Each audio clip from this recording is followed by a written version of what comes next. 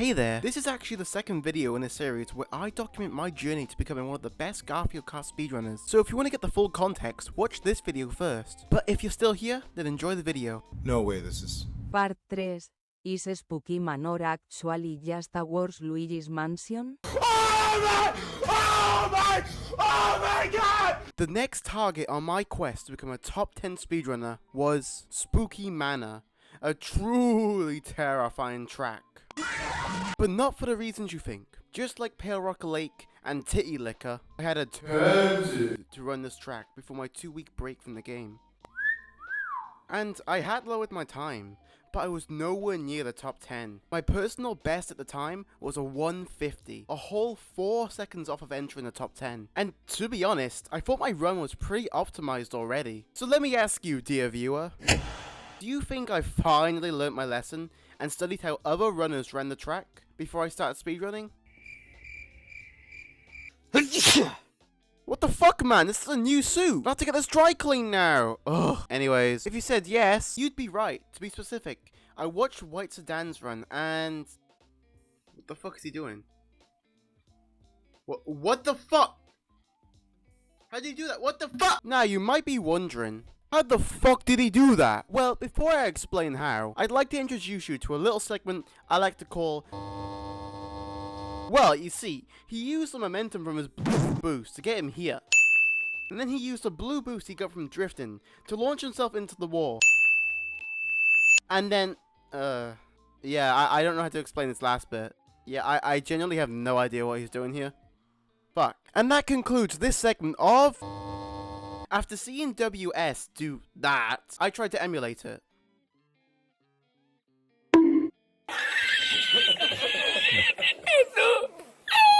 But after 30 minutes, I was like...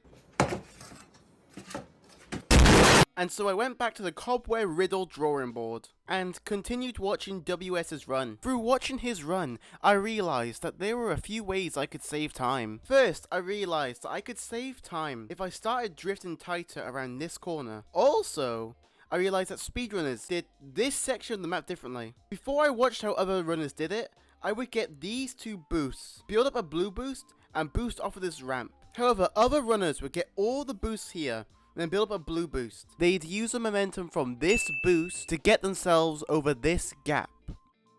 And, well, to make sure they didn't go out of bounds, they'd slow the fuck down. Okay, just slow the fuck down. With this new useless knowledge now etched deep into my brain, I began speedrunning the... Okay, so what's a different word for track? Because I've already used it like 20 times. Aha! Roadway. I began speedrunning the roadway. In my first session, I very quickly noticed that there was a huge potential for me to save time here. On one of the runs, I was able to save a whole 1.5 seconds on a single lap. Now, if I've done the maths correctly, that means the potential time save of 5 seconds. Oh wait, shit. Correct it. Haha. I mean, a potential time save of 4.5 seconds. I'm not stupid, I swear. You are made of stupid. Although the math says I could potentially get a top 10 time, within my first session, I had no such luck, and I failed to lower my personal best. Scratch that, I'm not even able to finish a single fucking run. And that's due to the one thing that makes this map horrible to speedrun. This out of bounds area right here. So you know how I explained earlier that speedrunners get all the boosts here and then build a blue boost? Blah, blah, blah. Well, turns out that not going out of bounds is really fucking hard. Deep breaths in, deep breaths out, deep breaths in.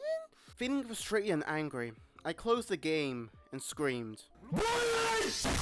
After downing 10 cans of Monster, I once again began my journey to achieve a top 10 time on Spooky Manor. For the first hour of speedrunning, I failed to once again finish even a single run. However, one thing I observed was that my movement was far better. I had an easier time making this turn, and I was able to get more runs to the second lap. I felt that it was only a matter of time before I would be able to complete a run, and then I got this. Again,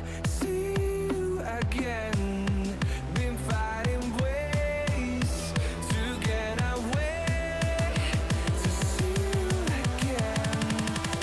you again.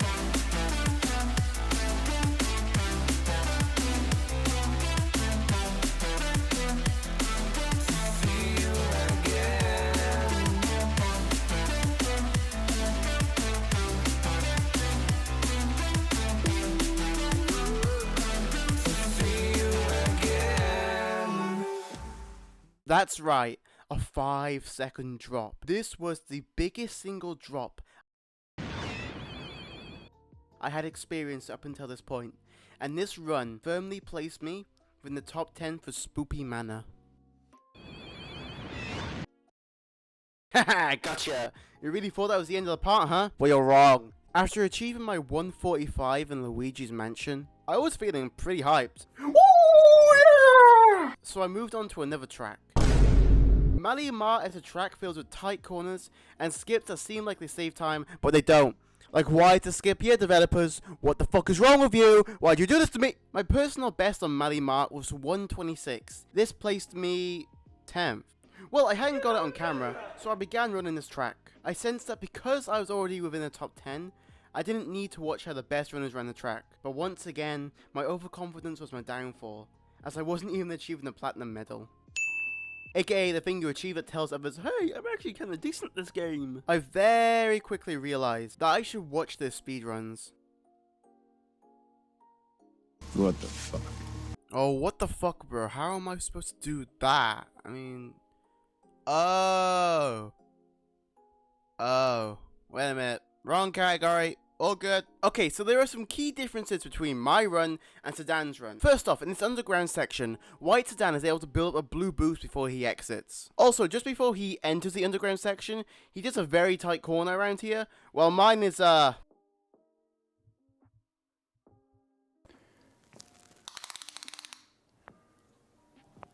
That's quite big. whatever the fuck that was, basically. After identifying the differences between my run and White Sedan's, I very quickly corrected my mistakes. And after implementing these changes, I quickly found success. First, I got a 122, and then, not even an hour later, a 121. This placed me 7th on the overall leaderboard for Mally Mart.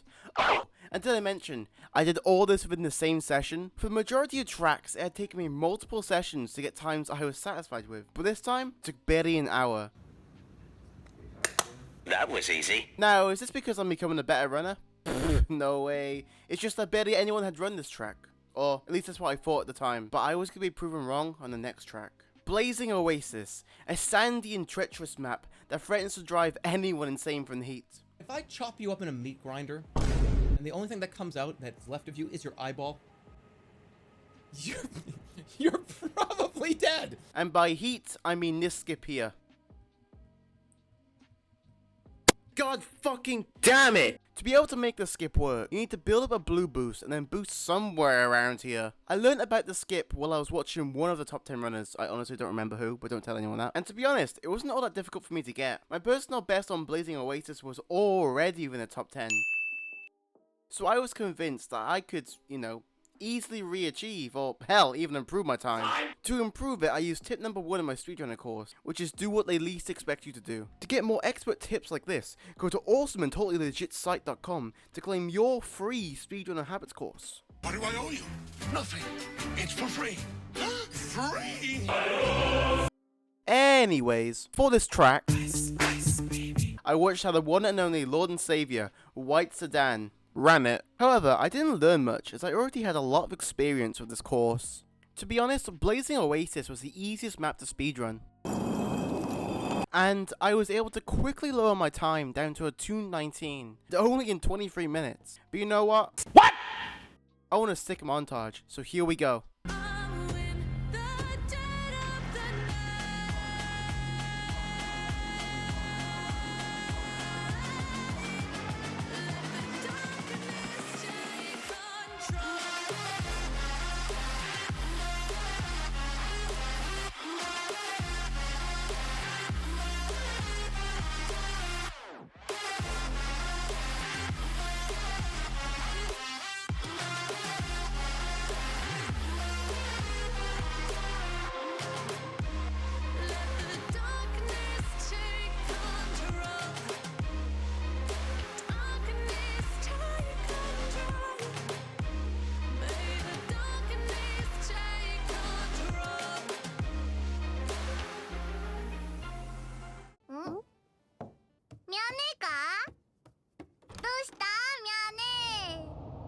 Part 4.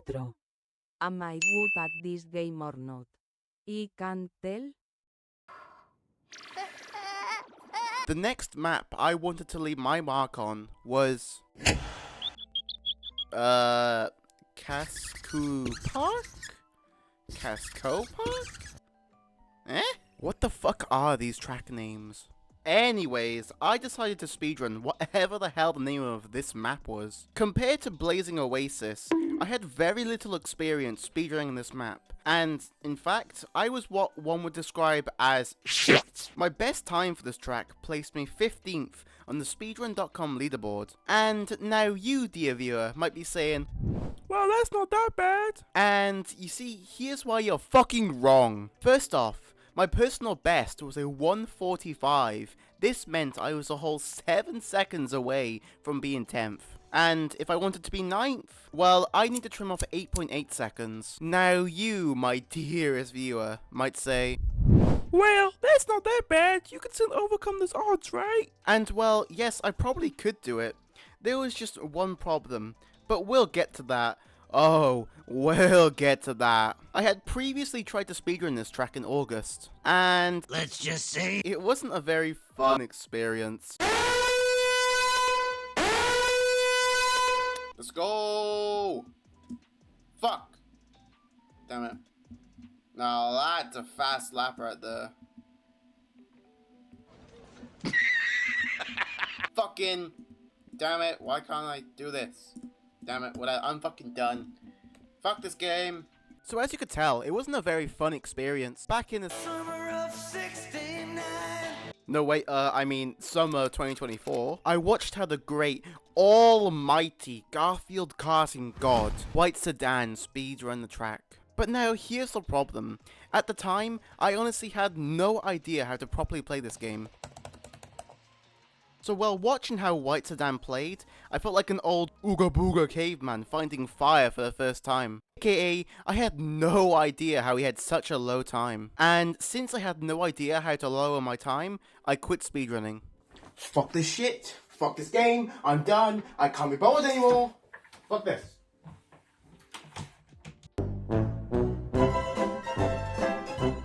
Just kidding. Though I did take a break. Just a short one though. Just a short one though.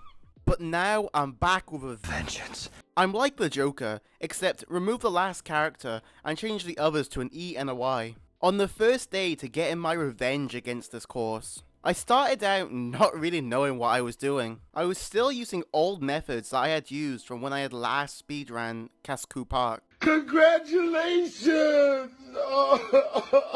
But using my ape brain that had been newly enlightened by speedrunning for an ungodly amount of hours, I rewatched White Sedan's run and I picked up on a few key areas where I could improve. Key improvement area 1. At the start of Casco Park, there's a boost to the left of the starting line, which if you get, propels you forwards and extends the duration of your starting boost. Now, smart runners like White Sedan always get this boost. I, however, thought that if I didn't get it, I might be able to reduce my time somehow. You see, I have a tendency to think up a solution to a problem that doesn't really require it. So while I think I'm making a 6D chess move, in reality I'm just being fucking stupid. So the first change I wanted to make was getting that boost. KIA2. After the boost is a section where you have to round a corner. Speedrunners tightly round the corner and then get the boost on this slope. Instead of getting the boost, I chose to tightly round the corner and build up a blue boost, which I would then use to launch myself off of this ramp. I decided to do it this way because it was quicker to learn how to round the corner without getting the boost. To get better at rounding this corner, I spent time practicing the map Cats in the Hood. Cats has 2 incredibly tight corners. This made it the perfect training ground for me to get better at rounding corners. KIA3. On this specific patch of grass here, I struggled to get an orange boost quick enough to counteract the slowing effects of the grass. AKA, grass made me slow, boost make me go fast. Me no get boost fast enough, so me slow. So my third area of improvement was to experiment and find out how best to tackle this tiny patch of grass. After figuring out where I could improve, I gradually improved my turning, and I figured out how to best approach this stupid piece of grass here. Oh, and I also started getting the boost. After 2 hours of gradual improvements, I finally got on a run that could potentially save me a whole load of time. Unfortunately, at the last section of the map, I messed up. This was heartbreaking for me, as I was so close to finally dropping my time. But I tried for one final run, and on that run, I'm able to lower my time. Not by 1 second, not by 2, 3 or 4. I dropped it by a whole 7 seconds. Now this time doesn't place me within the top 10, but it does get me way closer. Now I sit in 11th, less than 100 milliseconds away from being 10th. Now, you dear viewer might be thinking, wow, you're so close to entering the top 10. You could totally do it, right? And to you dear viewer, I have to give some disappointing news. I can, as in my second speedrunning session, I'm able to lower my time down to a 1:36.997. With this time, I'm now ranked 10th for Cascou Park, and now I'm in the top 10 for 8 different tracks. Hey there, I want to say thank you for watching the whole video. You know, this one took like, a month to make, unlike the last one, which was 3 fucking months. I don't know how it took that long. Anyways, I want to say thank you for watching. The next one will probably be out maybe the next month. Problem is I got like 9 assignments due this month, so I'm kind of fucked. If you liked the video, make sure to like, comment, subscribe, and I hope you have a great day. Bye.